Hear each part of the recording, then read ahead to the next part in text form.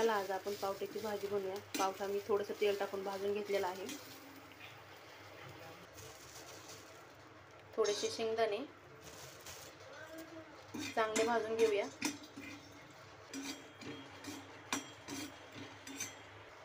शेंगदाणे चांगले भाजून घेतलेले आहेत। आता आपण त्याच्यात खोबरं घालूया।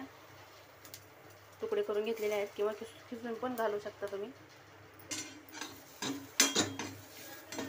त्याच्यासोबत थोडे वेळ भाजून घेऊया। थोडेसे जिरे घालून घेऊया, अर्धा चमचा।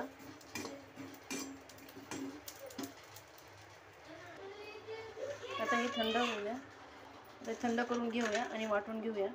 मिक्सर लावून वाटून घेऊया। आणि मी कोथिंबीरचे थोड्याशा काड्या घालून घेतल्या आहेत आणि आपण हे वाटण करून घेऊया।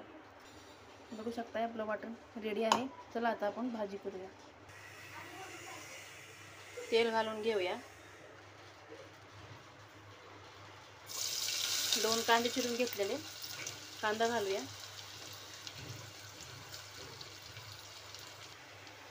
थोडंसं मीठ घालून घेऊया म्हणजे कांदा लवकर परततो। आता आपण जे वाटण केलेलं आहे ते घालून घेणार आहोत। अर्धा टोमॅटो घालून घेऊया, खूप जास्त नाही घालायचं, थोडंच घालायचं। तर आपण लाल मिरची पावडर घालणार आहोत आपल्या चवीनुसार। मिक्स करून घेऊया। अर्धा चमचा हळद। आता मी पावटा घालून घेते। चांगलं मिक्स करून घ्यायचं आहे।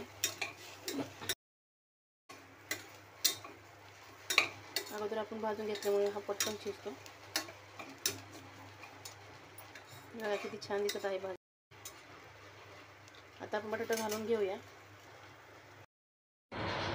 पावटा बटाटा भाजी, कोथिंबीर घालून घेऊया।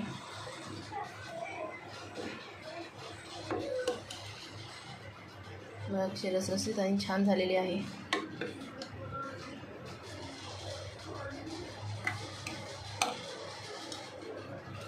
भाजी आवडल्यास लाईक शेअर सबस्क्राईब करायला विसरू नका।